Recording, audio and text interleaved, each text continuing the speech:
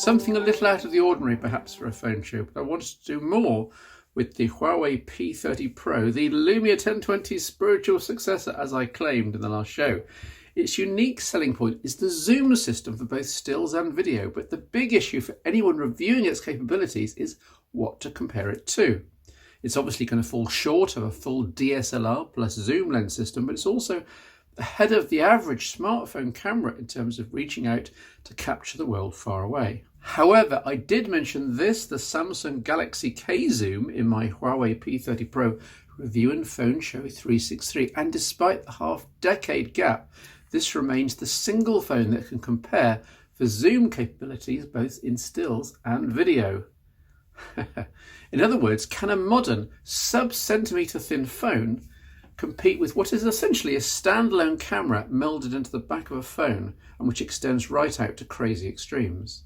You'd think not, but don't forget that sensors have come a long way in the intervening 5 years. We now have a second 40 megapixel sensor to add data to the 5 times telephoto periscope system, plus multi-exposure possibilities because of the far, far faster chipset.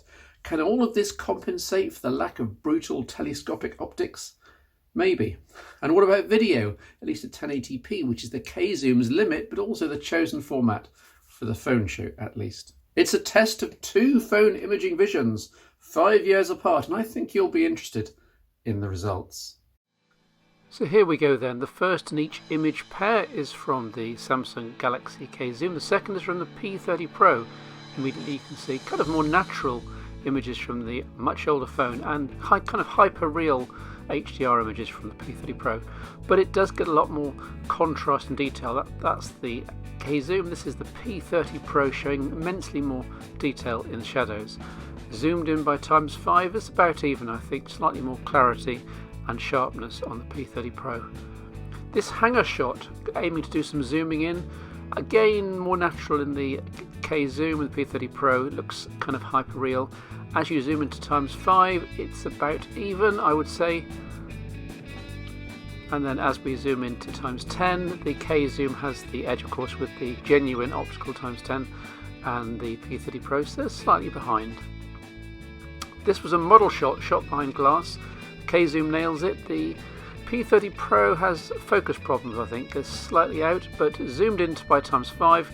Slightly yellow-red cast from the K Zoom, the P30 Pro gets absolutely spot on. In the party shot, the xenon flash in the K Zoom does really quite well, but the P30 Pro exceeds it on a 1/50th of a second exposure. Very nice indeed.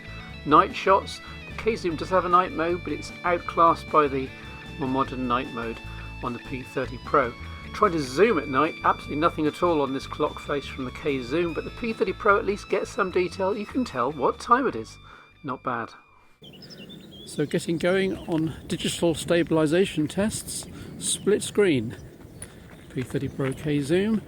The K Zoom has OIS in video mode, but it's fairly first generation OIS. There's a large optics arrangement and it's fairly crude.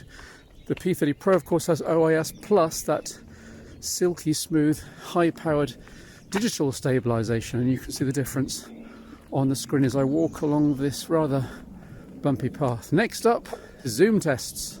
Zoom testing first on the K Zoom. The OIS is active in video mode, it seems, and you can tell by starting the zoom process with the telescopic optics up through 3 times, 4 times, 5 times, and even up beyond genuine 10 times zoom on the optics here. That's pretty stable in the viewfinder, just jiggling around a little. Hopefully decent audio as well. This is the K Zoom now. Let's try the same on the P30 Pro. Again, listening to the audio and looking at the stability, which includes that digital stabilization in software. There's no really easy way to smoothly zoom, but I can jump straight to 5 times. Looks pretty stable, and also the hybrid 10 times zoom with the narrower field of view than the K Zoom due to the telescopic telephoto optics. Back to 1 times. That's wide, that's 1 times. You can kind of smoothly zoom in, in the interface, but it's reliant on how smooth your finger can move. And that's 4 times, which is hybrid, so it's better just go to 1 times, 5 times. There we are.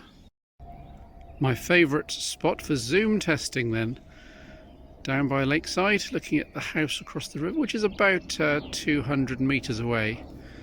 We're going to get a 5 times zoom, stabilised 5 times zoom here on the P30 Pro on the left, K zoom on the right, and then 10 times on each. Just about see the wind moving the branches of the willow. And as everyone loved the zoom demonstration of video mode in the last phone show, here's a nice shot of a swan. And that's how far away I actually am.